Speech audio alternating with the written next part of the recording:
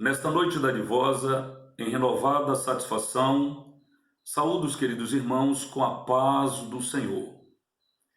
Na oportunidade, eu os convido ao Evangelho segundo escreveu São João, capítulo 16, versículo 33, que nos diz: Tenho-vos dito isto, para que em mim tenhais paz. No mundo tereis aflições, mas tende bom ânimo. Eu venci o mundo. Eu gostaria de compartilhar numa reflexão bíblica com os irmãos esta noite uma palavra acerca do tema bom ânimo diante da crise. Se existe uma palavra que muito tem sido mencionada nestes últimos dias, com certeza esta é a palavra crise, que sempre é associada a um cenário de dor, angústia, aflição, desespero, insegurança, dúvida e medo. Meu querido, ou meu caro irmão, o nosso cenário, infelizmente, está infestado, ou seja, o nosso cenário, infelizmente, registra um mundo infestado de crises. Os políticos, os economistas, os sociólogos, os governantes, as bolsas de valores, em suma, a mídia mundial fala de crise todos os dias. A exemplo, atualmente, emissoras como a Rede Globo e outras emissoras famosas, relevante até, tiraram programas, como no caso da Globo, tirou o programa Mais Você para ganhar espaço, tempo, a fim de argumentar, a fim de dar publicidade acerca deste momento tenso em que estamos vivendo em razão do coronavírus. Não obstante essa realidade, eu gostaria ainda de frisar que, entretanto, nenhum desses profissionais, sejam de emissoras, sejam eles governantes, economistas, sociólogos, etc., por mais que esses profissionais tenham habilidades, inclusive habilidade governamental, política, econômica, eles não conseguem dizer o que Jesus nos idos de 2000 anos atrás ensinou. No mundo tereis aflições, mas tende bom ânimo. Eu venci o mundo. Note que bom ânimo é a receita de Deus para sairmos da crise. Recordo-me agora e reporto-me ao primeiro livro dos Reis, capítulo 19, do versículo 1 ao versículo de número 7, momento em que o profeta Elias, ao receber uma mensagem de ameaça vinda da rainha, da esposa do rei Acabe, a rainha do império, ele se desorganizou psíquica e emocionalmente, entrou em transe, entrou em parafuso, entrou em crise. E no meio de sua crise ele pediu a morte como troféu de vitória. Então Deus decidiu mandar um anjo para fazer algumas sessões terapêuticas com o profeta Elias. Mas a máxima da presença do anjo para com o profeta naquela crise, mediante a ameaça vinda da rainha, o anjo chegou e disse assim: levanta-te e come. Este é o primeiro momento. No segundo momento, o anjo diz: levanta, come, bebe, e anda, porque longo ainda te será o caminho. Repito, a receita de Deus, bom ânimo, é a receita de Deus para sairmos da crise. Lembro-me ter ouvido algumas vezes o pastor Joesé contar em experiência, em torno de experiência, em reuniões ministeriais conosco. Ele já narrou algumas vezes que ao tomar posse, há 20 anos atrás, da Igreja Assembleia de Deus em Feira de Santana,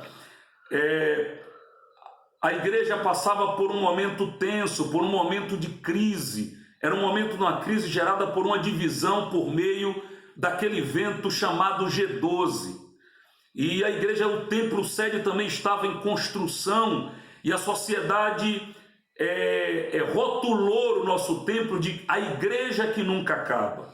Por sua vez, nós ainda tínhamos ali uma dívida de nos idos de 450 mil reais.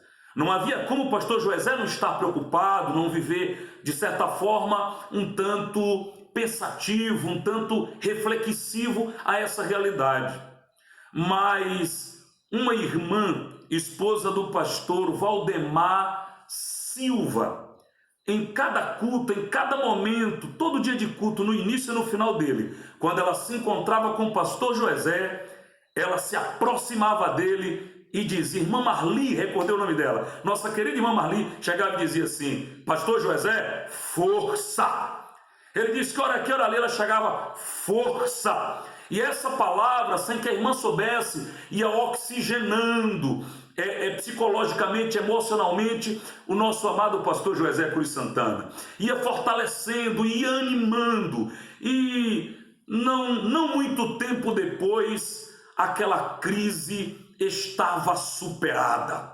O templo central construído, os 450 mil reais que devíamos pagos, e G12 era apenas relato caduco do passado. Por quê? Porque bom ânimo é a receita de Deus para a crise. E quando aquela irmã dizia, força, pastor Joesé, podemos traduzir que ela estava dizendo, ânimo, pastor Joesé, se anime, pastor Joesé, que vai dar tudo certo. Portanto, meu querido irmão, a minha palavra para você neste momento é ânimo, meu irmão, anima-te, tenha bom ânimo, pois tudo vai dar certo. Note também que crer em Deus e viver em retidão não nos isenta dos problemas e sofrimentos da vida. Pelo contrário, a fidelidade a Deus, a miúde, nos traz provações e sofrimentos muitos. Gostaria ainda de enfatizar objetivamente que a realidade da crise é galopante, é avassaladora, é hostil, é íngreme, visto que a crise assola, solapa, estiola, visto que a crise agride, a crise tira as coisas, ou tiram as coisas do lugar. A crise nos deixa sem chão, a crise nos deixa como se estivéssemos sozinhos, a patente se desmorona, a influência desaparece, o dinheiro não consegue influenciar nem mudar a realidade, a formação acadêmica, as habilidades, tudo fica algemado diante da crise. Quer mais? A crise altera a realidade, ampliando a dimensão negativa das coisas, criando situações, por sinal, tensas, que não existiam, mas que passou a existir. Mas devo pontuar que quem também se permite afogar-se, quem se permite se afogar nas águas da crise, não sai do lugar comum, não conhece a outra margem do rio. Portanto, a minha palavra direta a você nesta noite e nesta oportunidade é: não fique se lamentando. Pegue suas crises e façam delas salmos de louvores ao Deus El Shaddai, ao Deus Todo-Poderoso. Aleluia! Bendito é o nome de nosso Senhor e Salvador Jesus Cristo. Eu estou me alegrando no Espírito ao lhe aplicar esta palavra. E para já caminhar ao fechamento de nossa reflexão, eu gostaria de lhe dizer que, não obstante a crise nos deixar sem chão, não obstante este ser um momento em que nações poderosas como Japão, nações poderosas até belicamente como Coreia do Norte, ou nações poderosas como Rússia, Inglaterra, Estados Unidos, Canadá e tantos outros países poderosos estão de joelho, estão tendo de se dobrar diante de uma epidemia, pandemia, diante de um vírus invisível, veloz, irreal. Ou seja, a crise paralisa tudo, ou aqui no horizontal, paralisa tudo, não tem grande, não tem pequeno, não nivela tudo. A crise não respeita embaixador, embaixatriz, reis, rainhas, gente religiosa, gente que não é religiosa, negro, branco, bonito, feio, sábio, tolo. Ela não respeita nada e ninguém, exceto aquele que está sentado acima das estrelas, exceto aquele que veterotestamentariamente foi visto como o quarto homem na fornalha, que não permitiu Sadraque, Mesaque e Abednego ser estorricado no fogo, exceto aquele que abriu a boca, expressor em alto e bom som, mas acalma ou aquieta-te, e tu, vento, menos, baixa a guarda. Ele redireciona a história do mundo apenas com uma ordem da sua boca.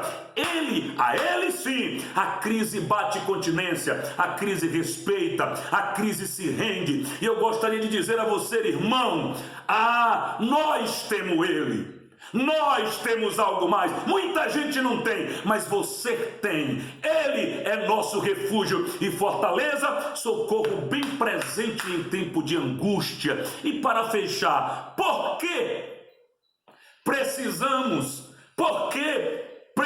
de bom ânimo frente à crise? Porque crise é imã de Deus. A Bíblia diz que no exercício terreno do ministério de Jesus, as pessoas o procuravam para solucionar os seus problemas. Mas no episódio do tanque de Betesda, diz a Bíblia que Jesus foi ao encontro de um homem que há 38 anos, paralítico que era, há 38 anos, jazia ali em busca da cura e não recebia. Ou seja, a crise física, a crise chamada limitação, enfermidade, deficiência daquele homem atraiu a atenção de Jesus. Quer saber? Jesus está apressando o processo. Jesus está agilizando. Aleluia! Ele está agilizando o processo e essa crise vai passar, porque crise é imã que atrai a atenção do Senhor. Senhor Jesus chegava com sua delegação apostólica na cidade de Naim, e ele vai entrando em uma outra multidão lamurosa, lamentando, chorando, agrurosa, caminha em direção ao cemitério. Jesus se arrola a essa multidão de tristosos, de angustiados, e ele logo percebe que uma mulher chorava compulsivamente, e era o seu filho que estava morto, e ele chega e diz para aquela crise: mulher, não chores. Se a mulher entendeu ou não, não cabe aqui agora. Imediatamente ele toca no esquife e diz: mancebo, a ti te digo, levanta. E o jovem ressuscitou. Nosso Senhor Jesus Cristo soluciona a crise não apenas com palavras, mas com realizações reais, palpáveis. Aleluia! Segundo e penúltimo lugar, para encerrarmos, precisamos de bom ânimo diante da crise, porque é na crise que nossa fé reage. Moisés, frente ao Mar Vermelho, não havia saída para os lados, frente, trás, direita e esquerda, só havia para cima, mas foi de lá que veio o sopro da boca, das narinas de Jeová, o Deus Todo-Poderoso, e neste sopro o Mar Vermelho se abriu. A única coisa que Moisés teve que fazer foi estender a vara em direção ao mar, e o mar se abriu, porque é na crise que nossa fé reage. A Bíblia diz que foi na crise, em uma guerra, entre o povo de Deus e nações inimigas, que a Bíblia diz que a fé de Josué reagiu, e conforme a Bíblia, eu não quero entrar no mérito científico, a Bíblia diz que a fé de Josué reagiu, e ele disse: sol, lua, pare em Aijalon, e tu, sol, detente no vale de Aijalon. E o sol e a lua obedeceu. Frente a Jericó, a fé de Josué reagiu, e a muralha da cidade implodiu, e Israel passou, pois era o penúltimo obstáculo para entrar em Canaã, terra da promessa, terra do sonho. Quer saber? Mesmo que eu e você esteja no final do trecho, no final de linha, no final da linha, ou no meio de uma turbulência terrível, eu gostaria de lhe dizer: mas Deus vai lhe levar em segurança para a terra do sonho, para a terra da promessa, que é Canaã. Portanto, crise não nos paralisa, crise não nos detém. Crise é uma turbulência que uma hora terá de passar, porque aquele que disse: tem bom ânimo, eu venci, você também vencerá.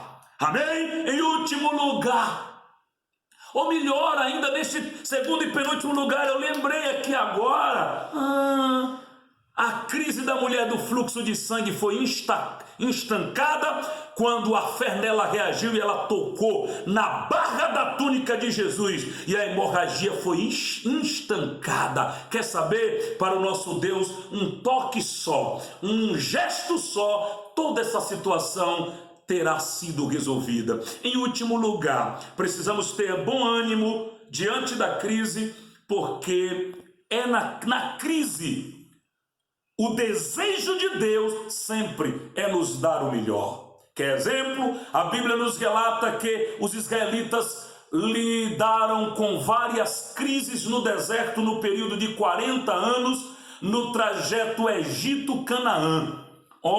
Preste bem atenção. Mas nesse trajeto, a Bíblia diz que Deus mandava a coluna de nuvem de dia para protegê-los, para refrigerá-los do calor causticante do deserto, mas mandava também coluna de fogo para aquecê-los nas madrugadas frias e também blindá-los de feras nocivas possíveis de se apresentarem em meio ao deserto. A Bíblia diz que o Senhor mandava maná para o café da manhã, codornizes para o almoço, é água que saiu da rocha, é mel que saiu da rocha, é roupa que não se rasgava nem se envelheciam e calçado que não se desgastavam. Tudo isto porque o propósito, o projeto, a vontade sublime de Deus na crise é sempre nos dar o melhor. Aleluia! Na crise, Deus quer sempre nos dar o melhor. E eu gostaria de fechar essa reflexão lhe dizendo: o melhor de Deus vai chegar. Eu não sei quando, mas vai chegar. Deus nos abençoe, Deus guarde sua casa, Deus guarde sua família, e que esta reflexão, que esta mensagem alcance seu coração, lhe edifique e seja uma bênção para a sua vida. Amém? Amém.